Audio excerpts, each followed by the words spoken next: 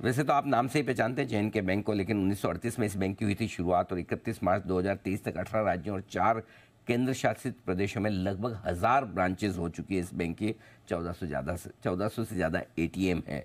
मुलाकात करेंगे हम बैंक के मैनेजिंग डायरेक्टर और सीईओ बलदेव प्रकाश साहब हमारे साथ कार्यक्रम में हो रहे हैं शामिल। इकोनॉमिक्स में सर ने ग्रेजुएशन किया है, हिस्ट्री में पोस्ट ग्रेजुएशन किया है, कई सारी डिग्रीज और डिप्लोमा कोर्सेज भी किए हैं। आईआईबीएफ से सीएआईबी, डिप्लोमा इन ट्रेजरी, इन्वेस्टमेंट और risk management, diploma in international banking and finance, इतने ढेर सारे डिप्लोमा हैं। और जे.एन.के बैंक से जुड़ने से पहले सर एसबीआई के साथ थे। 30 साल से भी ज़्यादा लंबा गहरा अनुभव सर का है बैंकिंग स्पेस का। बलदेव सर, बहुत बहुत स्वागत है आपका, धन्यवाद हमें समय देने के लिए।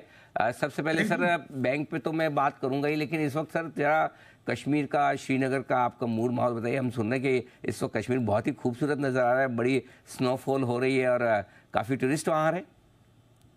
जी अनिल जी, गुड मॉर्निंग। और कश्मीर इस टाइम बहुत सुंदर है और आजकल गुलमर्ग में और पहलगाम में, सोनामर्ग में बर्फबारी हो गई है और लगातार बर्फ पड़ रही है। बहुत सुंदर देखने में लग रहा है। मैं रिक्वेस्ट करूंगा आपको और बाकी सुनने वालों को भी कि कश्मीर आइए और इस सुंदरता को अपनी आंख से देखिए। क्या बात है, बिल्कुल धन्यवाद सर, कोशिश करेंगे वो पहुंचने की। लेकिन जो चूंकि जम्मू कश्मीर में आपका मैक्सिमम कारोबार है, वहाँ की इकोनॉमी के साथ आपकी बैंक की परफॉर्मेंस काफ़ी तेज़ी से जुड़ी है और जो हम सुन रहे हैं कि इस बार शायद रिकॉर्ड 2 करोड़ से ज़्यादा टूरिस्ट वहाँ आने की तैयारी में, क्या वाकई में वहाँ की इकोनॉमी को और बैंक को इससे बड़ा फायदा होगा? जी अनिल जी, मुझे कहते हुए बहुत खुशी है कि पिछले साल भी टूरिज्म 1 करोड़ 88 लाख लोग आए थे और इस बार 2 करोड़ से ऊपर का अनुमान है। और जिस हिसाब से हमें टूरिज्म का इनफ्लो दिख रहा है, डेफिनेटली 2 करोड़ से ऊपर टूरिस्ट आएंगे और ये जो सिलसिला है ये जारी रहेगा, क्योंकि अगले साल में 2024 में कश्मीर के साथ में ट्रेन कनेक्टिविटी स्टार्ट हो जाएगी।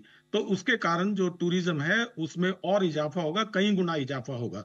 तो कश्मीर की इकोनॉमी, जम्मू कश्मीर की इकोनॉमी एक ऐसे ट्रेंड पे है, एक ऐसी जगह पे है जहां से बहुत ऊंचा उछाल मिलने की पूरी संभावना है। 2 करोड़ 30 लाख ये आंकड़ा मैंने पढ़ा था कि इस साल इतने टूरिस्ट, मतलब 1 करोड़ 88 लाख के सामने इतने ज़बरदस्त होते दिखेंगे। और जाहिर सी बात है कि जम्मू कश्मीर की इकोनॉमी मजबूत होने का फ़ायदा जम्मू कश्मीर बैंक को मिलता है। सर अब बैंक के से रिलेटेड कुछ बातें आपसे करना चाहता हूँ। हाल ही में आपने 750 करोड़ जुटाए हैं QIP के जरिए। बताएं सर, पर्पस क्या है, ऑब्जेक्टिव क्या है, कैसे इस्तेमाल होगा इस पैसे का? पहले तो अनिल जी मैं बताना चाहता हूं, मुझे बहुत खुशी है कि हमने 750 करोड़ का हमारा ऑफर था और उसके अगेंस्ट में हमें 34 टाइम्स लगभग 25,500 करोड़ की EOI मिली और मतलब जबरदस्त रिस्पांस आया हमारे शेयर होल्डर्स का।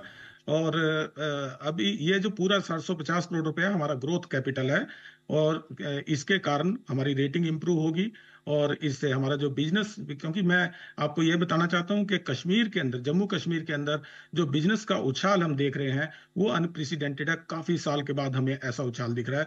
तो हमें उम्मीद है कि ये जो ट्रेंड है वो जारी रहेगा और ये जो कैपिटल हमने अभी मोबिलाइज करी है ये पूरी की पूरी ग्रोथ के लिए यूटिलाइज होगी। आप बता रहे सर 34 टाइम्स QIP कैटेगरी में जो रेस्पॉन्स आया QIP के लिए, मतलब 750 के सामने 25,500 का EOI मिला हमें। माय गॉड, तभी मैं सोच रहा हूँ कि जनरली QIP हो जाता है, सारे जिन शेयर होल्डर्स को, जिन बड़े फंड्स को स्टॉक खरीदना होता है उन्हें QIP में मिल जाता है, आराम से सेटिस्फाई हो जाते हैं, चलो मिल गया। लेकिन उसके बाद भी स्टॉक दौड़ ही लगाया जा रहा है। वैसे सर ये तो स्टॉक अब दौड़ लगा रहा है, हम 24-25 रुपए से लगातार जम्मू कश्मीर बैंक पे नजर बनाए हुए हैं और हमें तब से पसंद आ रहा है, अब भी उतना ही पसंद आ रहा है। सबसे बड़ी बात ये, जितना 25 में अच्छा लगता था उतना ही 125 में भी अच्छा लगता है, क्योंकि बैंक की परफॉर्मेंस भी वैसी आती दिख रही है। सर आप ये बताएं कि इस वक्त आपके किस तरह की डिमांड है लोन को लेकर, किस तरह की ग्रोथ चल रही है, जरा ये समझाइए। 3 फैक्टर्स हैं जो जम्मू कश्मीर इकोनॉमी को ड्राइव कर रहे हैं। सबसे बड़ा फैक्टर है टूरिज्म, और टूरिज्म सिर्फ होटल इंडस्ट्री से रिलेट नहीं करता है, ये सारे के सारे पूरे इकोसिस्टम को इम्पैक्ट करता है। छोटे छोटे टैक्सी ड्राइवर्स और शिकारा और रेस्टोरेंट सब इससे जुड़े हैं। तो एक तो ये सेगमेंट है जो पूरी इकोनॉमी को ड्राइव कर रहा है। दूसरा जो सेगमेंट है वो हॉर्टिकल्चर, एग्रीकल्चर, जिसमें हाई डेंसिटी एप्पल शामिल है और हाई डेंसिटी वॉलनट है, हाई डेंसिटी चेरी है। ये सारा का सारा सेक्टर ऐसा है जो फार्मर्स, जो रूरल इनकम को बहुत जबरदस्त तरीके से इम्पैक्ट कर रहा है। और तीसरा जो सेगमेंट है वो है एक बहुत अच्छा रुझान जिसके अंदर हमारा इंफ्रास्ट्रक्चर डेवलपमेंट है। मतलब जम्मू से लेके कश्मीर तक इतना अच्छा इंफ्रास्ट्रक्चर डेवलपमेंट हुआ है जो अभी प्रोसेस चल रहा है। तो वो तीन जो फैक्टर्स हैं, मुझे लगता है कि ये पूरी की पूरी इकोनॉमी को बहुत जबरदस्त पुश कर रहे हैं। तो तीनों फैक्टर्स जबरदस्त हैं जिसकी वजह से लोन ग्रोथ भी आपकी जबरदस्त दिख रही है। सर ये बताएं कि हाल ही में जो आरबीआई ने थोड़ा डिसीजन लिया कि भाई अनसिक्योर्ड लोन्स पर जो रिस्क वेटेज है वो बढ़ाया जाए, बैंक का कितना पोर्शन है अनसिक्योर्ड लोन का, कुछ फर्क पड़ेगा सर आप पे? इसमें अनिल जी, मैं बताना चाह रहा हूं आपको कि हमारा जो अनसिक्योर्ड पर्सनल लोन है वो पूरा का पूरा पोर्टफोलियो लगभग 18 से 20 हजार करोड़ रुपए का है। वो सारा का सारा परमानेंट गवर्नमेंट एम्प्लॉयज को दिया हुआ है। मतलब वो गवर्नमेंट एम्प्लॉयज जिनका सैलरी हमारे पास आता है उस सैलरी में से ईएमआई कटता है और बाकी अमाउंट उसको अवेलेबल किया जाता है।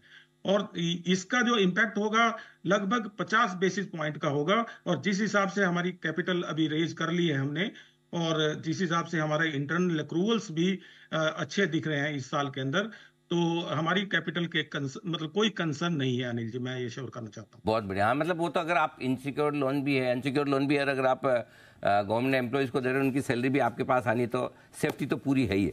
अच्छा सर, आप पिछली बार बता भी रहे थे कि डिजिटाइजेशन पर बड़ा फोकस है आपका, एम पे करके आपने कुछ डिजिटल प्रोग्राम भी शुरू किया है। जरा बताएं क्या किस तरह का वहाँ रिस्पॉन्स मिला है और आगे क्या प्लान है?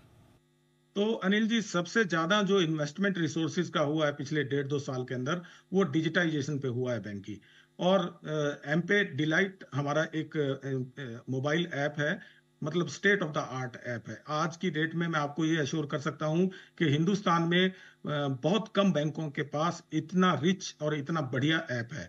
तो वो हमारा ऑलरेडी स्टार्ट हो गया है। इसके अलावा पूरी की पूरी जो लोन जर्नीज हैं वो सारी डिजिटाइज्ड हो रही हैं और ऑलमोस्ट फाइनल स्टेजेस पे हैं।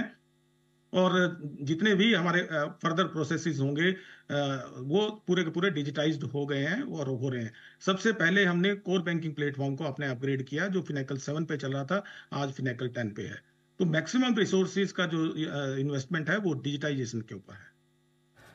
बलदेव सर, बहुत बहुत धन्यवाद आपका, समय दिया आपने। क्यूआईपी से रिलेटेड लोन ग्रोथ और आगे बैंक की परफॉर्मेंस से रिलेटेड गाइडेंस भी हमारे दर्शकों को दिया। एक बार फिर से आपको बहुत बहुत बधाई कि आपका क्यूआईपी जबरदस्त सुपर डुपर हिट रहा है और आपकी लीडरशिप में बैंक की भी और इन्वेस्टर्स की वेल्थ की भी जबरदस्त ग्रोथ होती हुई दिख रही है। एक बार फिर से आपको बधाई और शुभकामनाएं। धन्यवाद सर। धन्यवाद।